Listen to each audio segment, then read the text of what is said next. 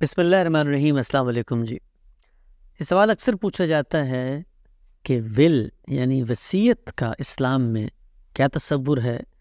ایک مسلمان کو کیا حق حاصل ہے کہ وہ اپنے مال کے بارے میں یہ فیصلہ کر سکے کہ یہ کس کو ملنا ہے، کتنا ملنا ہے، کیسے ملنا ہے؟ قرآن مجید اس بارے میں کیا کہتا ہے؟ ہمارے جناب استاد جاوید احمد غامدی صاحب اس معاملے کو کیسے دیکھتے ہیں؟ غامدی صاحب نے اپنی کتاب مقامات میں اس حوالے سے ایک بہت مختصر آرٹیکل لکھا ہے، اس کا خلاصہ میں اپنی انسٹینڈنگ کے مطابق بیان کر دیتا ہوں۔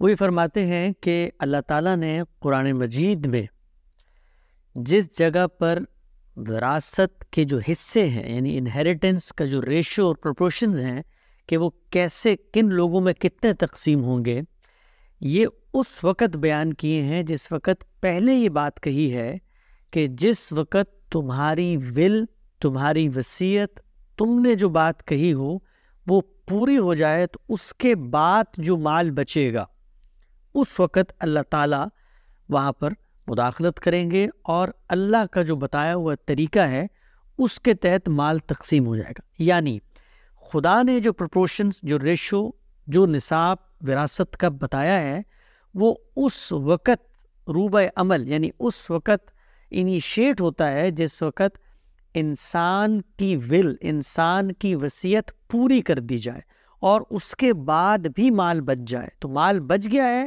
تو اب اللہ تعالیٰ یہ کہتے ہیں کہ یہ جو مال ہے اس کے بارے میں فیصلہ کروں گا۔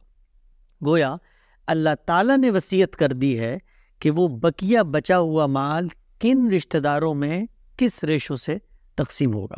اب یہاں پر دو سوالات پیدا ہوتے ہیں۔ پہلا سوال یہ پیدا ہوتا ہے کہ جو پہلے مجھے اختیار دیا ہے اللہ نے ول کرنے کا، وصیت کرنے کا، کیا اس کے اندر کوئی لمیٹیشن ہے؟ کیا میں اپنے تمام مال کی وصیت کر سکتا ہوں اور جس کو چاہوں وہ مال دے دوں؟ کیا اس پر میری اتھارٹی ہے یا اس پر کوئی پابندی، کوئی لمیٹیشن ہے؟ اس سوال کا جواب غامدی صاحب دیتے ہیں کہ قرآن مجید کے اندر جب یہ کہا گیا کہ تمہاری وصیت کو پورا کرنے کے بعد اللہ تعالیٰ کا جو مقرر کردہ نصاب ہے اس پر عمل کیا جائے گا، تو یہاں پر کوئی لمیٹیشن، کوئی تحدید لکھی ہوئی موجود نہیں ہے۔ کوئی بھی لمیٹیشن جو لگائی جا سکتی ہے وہ محض تجویز کی نوعیت کی ہو سکتی ہے۔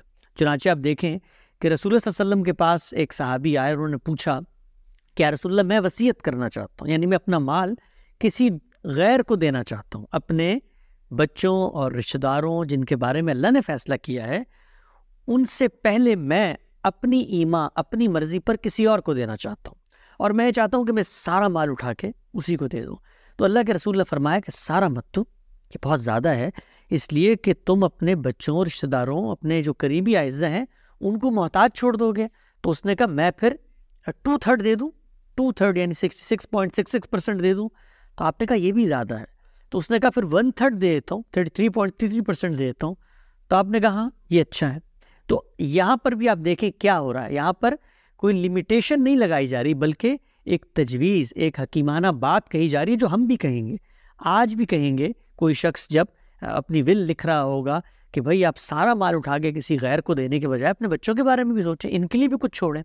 لیکن اصولی بات کیا ہے کہ ول کے اوپر کوئی لمیٹیشن نہیں ہے۔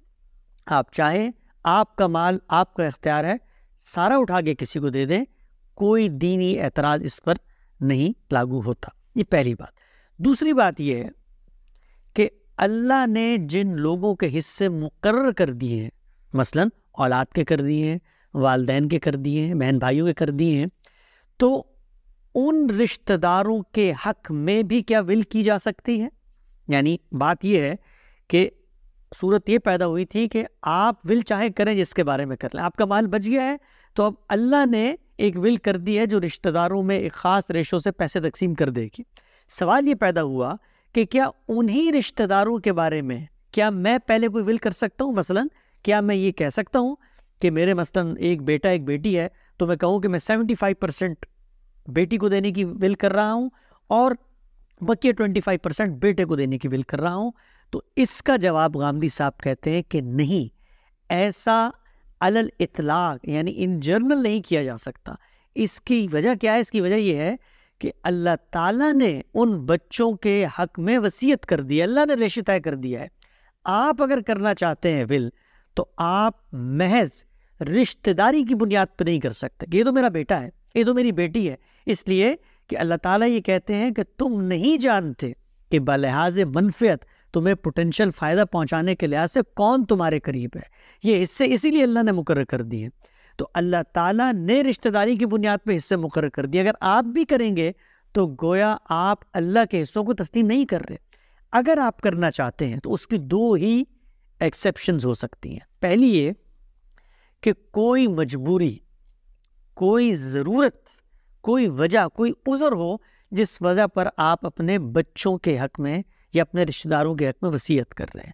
مثلا آپ یہ دیکھتے ہیں کہ ایک بیٹی ہے اور اس بیٹی کی طلاق ہو گئی ہے اور وہ بیٹی گھر پہ بیٹھی ہوئی ہے، اور آپ کو یہ لگتا ہے کہ اس کے بچے بھی ہیں، اس نے آگے زندگی گزارنی ہے، تو اب ایک ضرورت پیدا ہو گئی ہے۔ آپ محض کسی اپنی بیٹی کو نہیں دے رہے، بلکہ ایک مجبور بیٹی کو ایک وجہ سے آپ ول میں حصہ دے رہے ہیں، تو آپ اس کے لیے ول کر سکتے ہیں اور جتنی چاہیں ول کر لیں، اس میں کوئی اعتراض نہیں ہے۔ گویا رشتہ دار کے حق میں بھی ول کی جا سکتی ہے، لیکن اس پہلی شرط کے ساتھ کہ اس کی کوئی ضرورت ہو، کوئی وجہ ہو، کیونکہ اگر آپ نے بغیر وجہ کے کی تو اس کا مطلب اللہ نے جو مسئلہ حل کیا تھا کہ کس کو کتنا ملنا ہے، آپ نے پھر خراب کر دیا۔ اور بیٹا یہ کہہ سکتا ہے کل کھڑے ہو کے کہ دیکھو میرے والد نے ظلم کیا اور میری بہن کو دے کے سب کچھ چلے گئے اور مجھے کچھ نہیں دیا۔ یہاں پر تو وہ کچھ نہیں کہتا، اس لیے کہ اللہ نے اس سے مقرر کر دیا اور ان کی بھی حکمت اور مصلحت۔ تو پہلی شرط اس کی ضرورت ہو، کوئی مجبوری ہو۔ دوسری جو ایکسیپشن ہے وہ یہ کہ آپ بربنائے خدمت، یعنی اس نے آپ کی خدمت کی، آپ کے 2 بچے تھے، 3 بچے تھے، 2 جو ہے وہ IT میں ڈگری کر کے US چلے گئے، ایک نے کہا کہ ابو بیمار ہیں، چل پھر نہیں سکتے، ان کو فالج ہے، ان کو دل کا مرض ہے، تو میں یہیں رکتا ہوں اور میں ان کی خدمت کروں گا۔ تو نہ اس نے کوئی ڈگری کی، نہ اس نے کوئی جاب کی، نہ اس نے کوئی کیریئر بنایا، وہ آپ کی خدمت میں آپ کے گھر پہ بیٹھا رہا۔ تو اب بربنائے خدمت، یعنی جو سروسز اس نے آپ کو دی ہیں، اس کے عوض آپ اس کے حق میں بھی وصیت کر سکتے ہیں۔ تو خلاصہ کیا ہوا بات کا؟ خلاصہ یہ ہوا کہ اللہ تعالیٰ نے ول یا وصیت کرنے کا آپ کو حق دیا ہے۔ آپ سارے مال کی کرنا چاہیں کر سکتے ہیں، لیکن یہ دیکھنا چاہیے ہر انسان کو کہ وہ اپنے بچوں کو، اپنے رشتہ داروں کو جو اس کے اوپر ڈپینڈنٹ ہیں ان کو محتاج نہ کرے، یہ دیکھتے ہوئے وصیت کرے، پہلی بات۔ دوسری بات، کیا بچوں، والدین اور وہ رشتہ دار جن کا حصہ اللہ نے مقرر کر دیا ہے ان کے حق میں بھی ول کی جا سکتی ہے؟ اس کا جواب ہے کہ 2 کنڈیشنز کے ساتھ کی جا سکتی ہے، محض رشتہ داری کی بنیاد پر نہیں کی جا سکتی۔ پہلی کنڈیشن اس کی کوئی ضرورت ہو، اور دوسری کنڈیشن اس نے کوئی ایسی خدمت کی ہو کہ جس کے عوض آپ اس کو یہ چیز دے رہے ہیں۔ آخری بات، اور وہ آخری بات یہ ہے کہ ویسٹ کے اندر رہنے والے لوگ، مغربی دنیا میں رہنے والے لوگ، مغربی دنیا کے اندر ہر اسٹیٹ، ہر ملک کا اپنا انہیریٹنس لا ہے، اور وہ ملک یہ کہتا ہے کہ جب آپ کا مال آپ چھوڑ کے چلے گئے ہیں تو اب ہم اپنے اصولوں پہ تقسیم کریں گے۔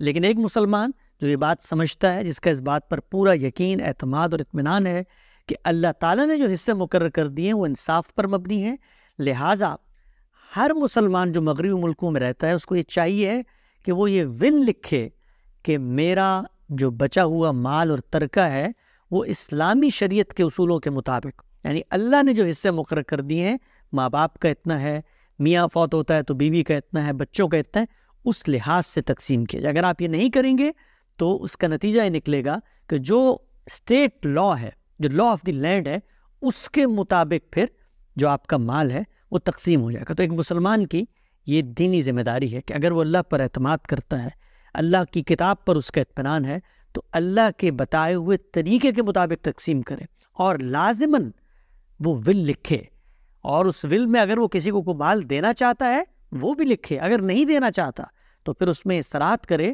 کہ میرے دین کے مطابق یہ پروپورشن، یہ ریشو ہے جس کے تحت ورثہ میں نصاب تقسیم ہونا چاہیے۔